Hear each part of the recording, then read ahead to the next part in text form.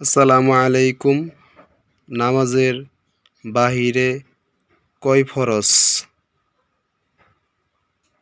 নামাজের বাহিরে 7 ফরজ।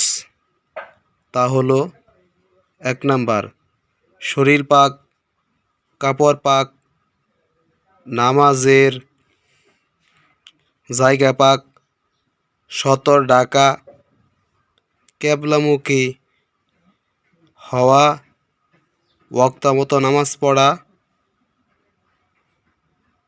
নামাজের নিয়ত করা। এ হলো নামাজের বাহিরের 7 ফরজ। আমাদের সকলকে এই নামাজের বাহিরের 7 ফরজ জানতে হবে।